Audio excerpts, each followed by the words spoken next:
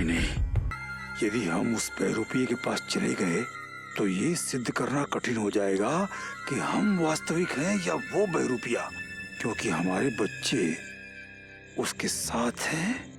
तो हम क्या करें?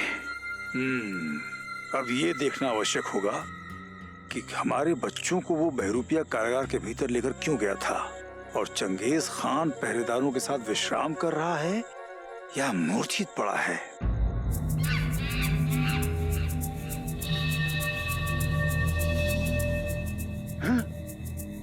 चंगेज खान, चंगेज खान, चंगेज खान!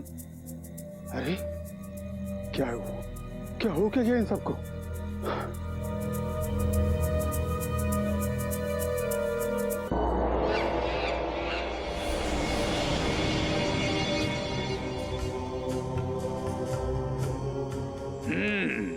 बहुत बड़ा षड्यंत्र हो गया। विजयगढ़ का यार भागने में सफल हो गया।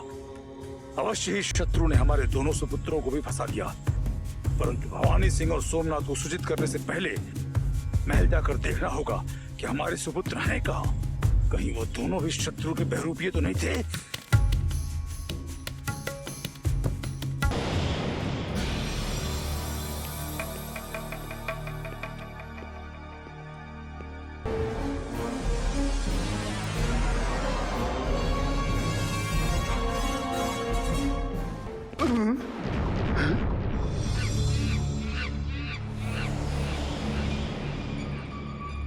इतनी रात तुम कहां चले जा रहे हो, डरपोक कहीं के? ना ना ना ना ना ना ना ना, पहले तुम हमारे प्रश्न का उत्तर दो, तत्पश्चात हम तुम्हारे प्रश्न का उत्तर देंगे। ठीक है? पहले तुम ये बताओ कि हम कौन हैं, क्योंकि हमारी आंखों ने एक ऐसा दृश्य देखा है जिसके पश्चात हम समझ नहीं पा रहे हैं कि हम वास्तविक हैं या वो। समझ में नहीं आ रहा है, ये क्रूर सिंह अधिक पागल है या इसके दोनों कटखने पिल्ले? अरे इतना क्या सोचने लगे गज्जू भाई? भला महायोद्धा क्रूर सिंह को पहचानने में इतना अधिक समय लगता है? तुम जब स्वयं को जानते हो तो हमसे क्यों पूछ रहे हो क्रूर सिंह? वाह, शाबाश शाबाश शाबाश! क्या बात है, क्या बात है, क्या बात है! तुमने हमारा नाम लेकर ये सिद्ध कर दिया कि हम हैं और वो। तुम क्या बोल रहे हो? हमें कुछ नहीं समझ में आ रहा क्रूर सिंह। अच्छा, ओले ले ले ले ले ले ले ले, मैंने गुज्जू, ऐसे कैसे समझोगे तुम? क्योंकि तुम शक्ल से भी बच्चे हो और अकल से भी बच्चे हो। हाँ, थोड़ी देर बड़े हो जाओ फिर सब समझ में आ जाएगा। अच्छा अच्छा, अब हम चलते हैं। शुभ रात्रि। हम वास्तविक क्रूर सिंह हैं। पता नहीं अब इस महल में कितने पागलों से पाला पड़ने वाला है। हमें राजकुमारी किशोरी से तुरंत ही दो टूक बात करके इन सब पागलों को इस महल से निकलवाना पड़ेगा। ये कैसी सूचना दी है तुमने संध्या?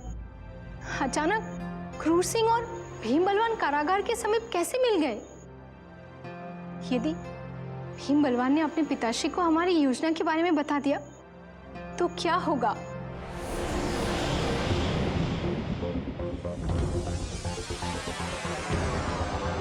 प्रणाम राजकुमारी जी। प्रणाम।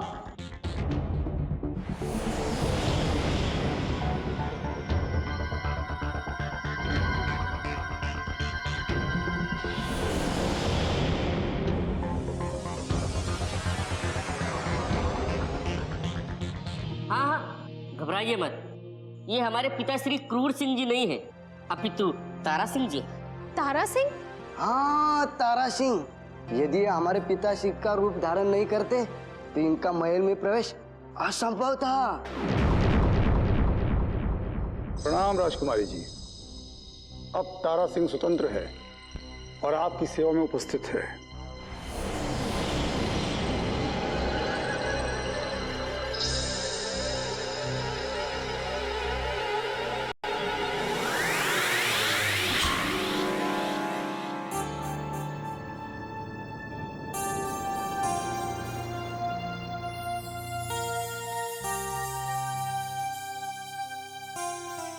आज तुम दोनों ने वो कार्य कर दिखाया है जो बड़े बड़े महायोद्धा भी नहीं कर सकते।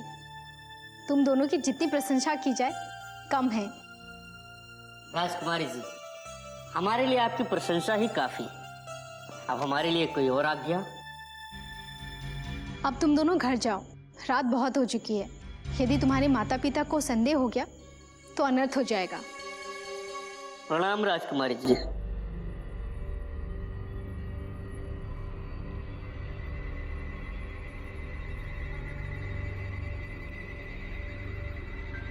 राजकुमारी जी, अब हमें अंधेरे का लाभ उठाकर तुरंत यहां से निकल जाना चाहिए, अन्यथा कारागार के मूर्छित पहरेदार कभी भी जाग सकते हैं।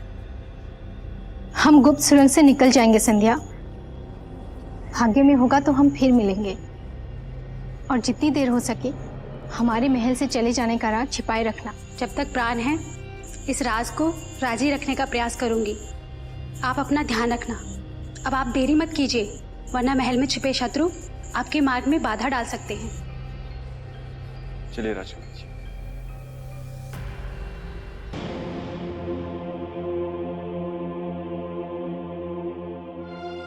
हे भगवान, राजकुमारी पर आने वाली विपदा हम पर डाल देना, परंतु इन्हें युवराज इंद्रजीत से अवश्य मिला देना। छोड़ूंगा नहीं। कहाँ है, कहाँ है, कहाँ है भीम बलवान? दिखाई नहीं दे रहा, दोनों सो रहे हैं। और आज अचानक इतनी रात को प्रेम क्यों उमड़ रहा है तुम्हारा? प्राणेश्वरी, हम प्रेम से नहीं क्रोध से फटे जा रहे हैं, क्योंकि ये दोनों हमें छोड़कर कारागार के पास किसी और के साथ घूम रहे थे। ये क्यों नहीं कहते कि कारागार में आवारा की तरह तुम घूम फिर कर आ रहे हो? हम कारागार गए थे, ये तुम्हें कैसे पता चला? तुम्ही ने तो बताया। मेरे लाडले तो अपनी स्वामी भक्ति का परिचय देने गए थे कारागार में, तुम्ही ने देख लिया होगा वहां पे। वैसे तुम कारागार में इतनी रात को किस बंदनी के साथ अपना मुंह गोरा कर रहे थे? प्राणेश्वरी, हम तो सदा की तरह कारागार का निरीक्षण करने गए थे, परंतु ये दोनों किसकी स्वामी भक्ति करने गए थे? राजकुमारी किशोरी की। अरे जो कार्य बड़े बड़े महायोद्धा नहीं कर पाए, मेरे पुत्रों ने कर दिखाया। राजकुमारी किशोरी के एक इशारे पर मेरे दोनों पुत्रों ने अकेले अकेले अपने दम पर विजयगढ़ से आए उस अतिथि अय्यार को तुम्हारा बहरूपिया बनाकर बंदी गृह से भगा दिया। मोहिनी, क्या कह रही हो, क्या कह रही हो? अनर्थ हो गया, अनर्थ हो गया। यदि शिवगढ़ के महायोद्धाओं को इस बात का पता चल गया तो मेरे दोनों कुपुत्रों की मृत्यु निश्चित है। कुछ तो करना पड़ेगा। हाँ, किसी शत्रु पर झूठा आरोप लगाकर सोमनाथ और भवानी सिंह को उस अय्यार के भाग निकलने की तत्काल सूचना देनी होगी। प्राणेश्वरी, हमें कुछ आवश्यक कार्य याद आ गया, हम चलते हैं। ठहरो।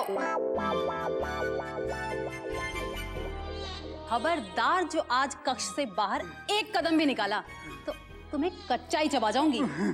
प्राणेश्वरी, मोहिनी, प्रिय, देखो, हमें महाराज शिवदत्त के आवश्यक कार्य से तत्काल सोमनाथ और भवानी सिंह से मिलना आवश्यक है, समझा करो। भाड़ में गया तुम्हारा आवश्यक कार्य। अरे मैं रसोई घर में बैठी प्रतीक्षा कर रही हूँ, अब चुपचाप भोजन और सो जाओ। भवानी सिंह और सोमनाथ से मिलने के लिए मेरे कक्ष के द्वार अब कल सवेरे ही खुलेंगे। जैसी तुम्हारी इच्छा। चलो सोते हैं, आ जाओ।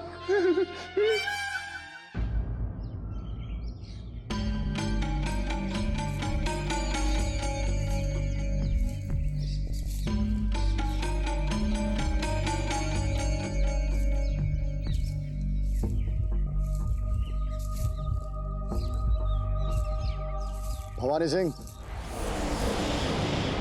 इतने वीराने में हमें क्यों बुलाया? हम नहीं चाहते थे सोमनाथ कि पंडित जगन्नाथ की निगाहें हम पर पड़ें, क्योंकि जो कार्य हम तुम्हें बताने जा रहे हैं वो पंडित जगन्नाथ को कदापि पसंद नहीं आएगा। परंतु पंडित जगन्नाथ तो विंध्याचल गए हुए हैं, फिर उनकी निगाहें हमें कैसे देख सकती है? पंडित जगन्नाथ अवश्य ही महल में नहीं, किंतु अपने पीछे वो अपनी परछाई छोड़ गए हैं। खुदा बख्श को महल में छोड़कर पंडित जगन्नाथ ने ऐसी कूटनीतिक चाल चली है जो शिवगढ़ के समस्त महायोद्धाओं की रणनीति पर भारी है। वो हम समझ गए, शीघ्र बताओ कि क्या कहना चाहते हैं? हम चाहते हैं कि विजयगढ़ से आए उस तुच्छ अय्यार का तत्काल वध कर दिया जाए। क्योंकि हमारे गुप्तचरों ने हमें सूचना दी है कि राजकुमारी ने उस अय्यार को भगाने का षड्यंत्र रच दिया है और उसे वो कभी भी अंजाम दे सकती है। सोचने में समय व्यर्थ मत करो सोमनाथ, चलो हमारे साथ।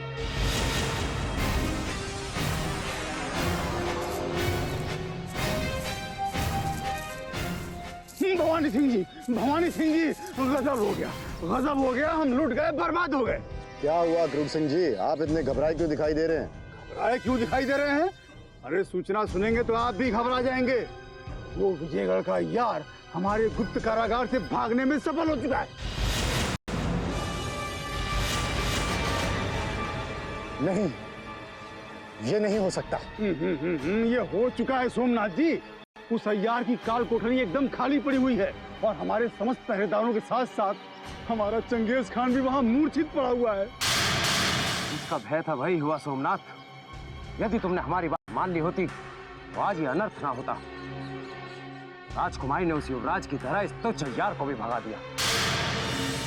राजकुमारी किशोरी को आपने कहीं देखा है? राजकुमारी भी उस अय्यार के साथ विजयगढ़ की ओर निकल चुकी है और यदि हमने उसे तत्काल नहीं रोका तो हम किसी को मुंह दिखाने के लायक भी नहीं रहेंगे। हमें तत्काल कारागार जाकर निरीक्षण करना होगा।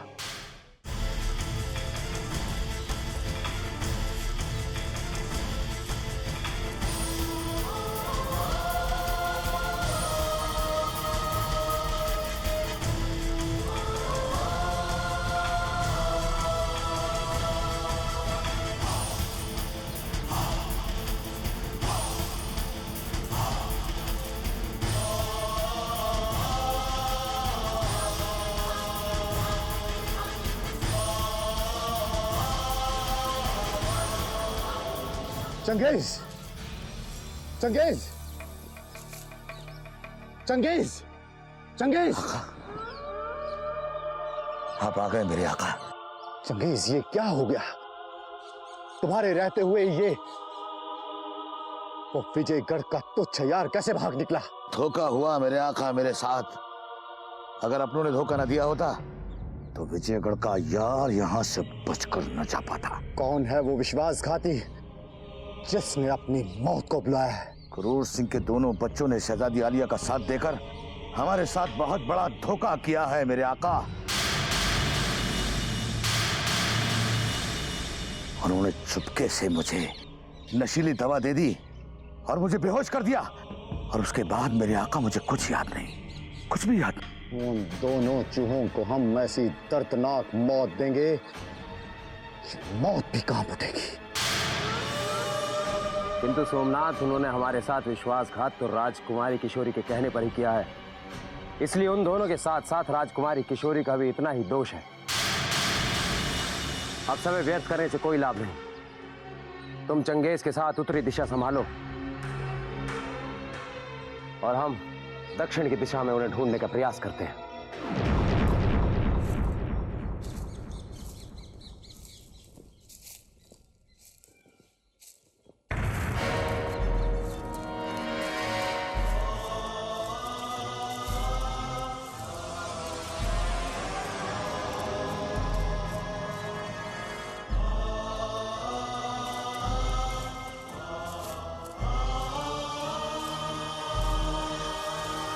अब क्या होगा तारा सिंह? सोमनाथ और चंगेज अपने सैनिकों के साथ इसी ओर आ रहे हैं।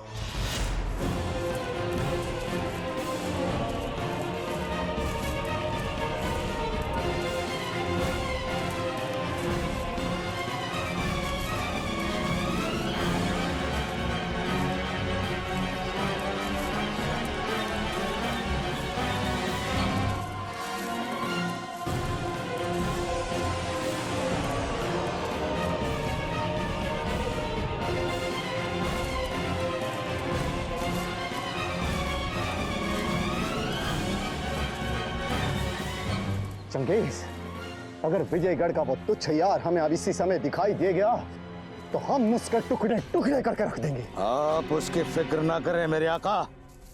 वो दुश्मन अय्यार की बोटी बोटी करके चील कौओं को खिलाने का इरादा कर चुका है चंगेज। एक तरफ भवानी सिंह है और दूसरी तरफ हम, और हम दोनों के बीच वो तुच्छ यार राजकुमारी किशोरी को विजयगढ़ की ओर लेकर जा रहा है, परंतु आज उसकी मृत्यु अवश्य है, चाहे वो भवानी सिंह के हाथों हो या फिर हमारे हाथों से।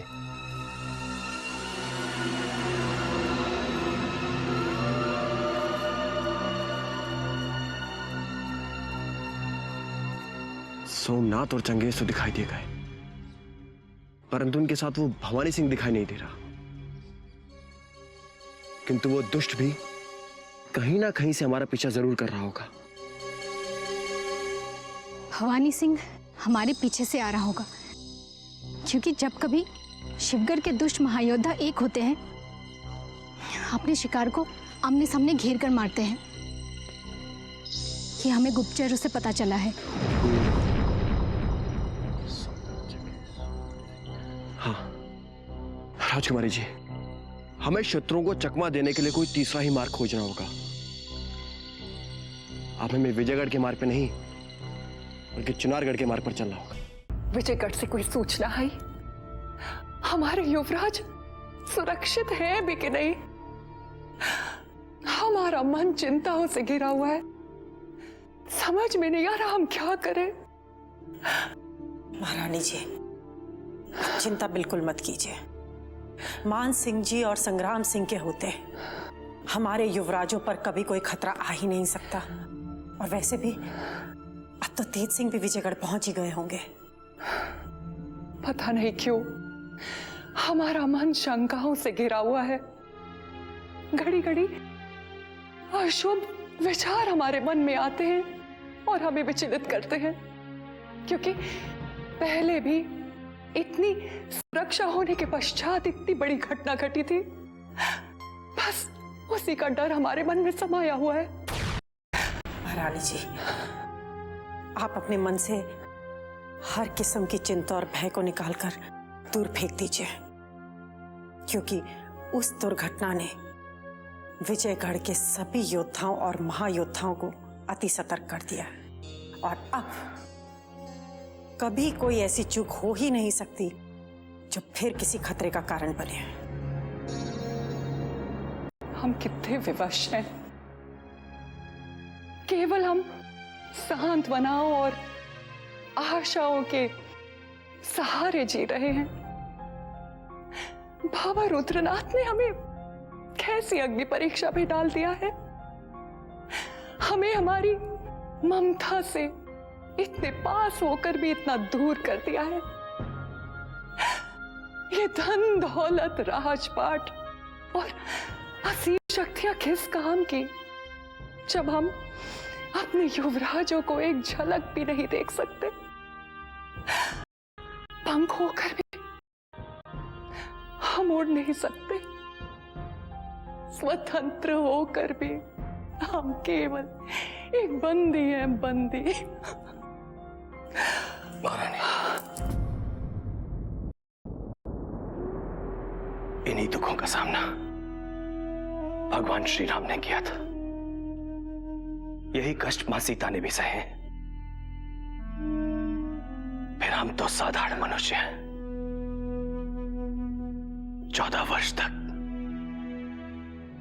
वर्ष तक वनवास में उन्होंने किन किन कष्टों को सहा, किन किन संकटों का सामना किया है,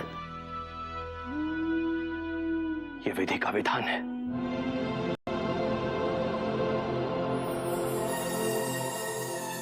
समय के खेल निराले हैं महारानी। हमारे पुत्र हमसे दूर अवश्य हैं, परंतु वो किसी भयानक जंगलों में नहीं है। वो हमारे ही महल में है, हमारे अपनों के पास है। महारानी, दीपावली तक कैसे भी करके हमें यह कठिन समय बिताना ही होगा। फिर यह वनवास समाप्त हो जाएगा। हमारी इस छोटी सी अयोध्या में हमारे राम लक्ष्मण का आगमन होगा।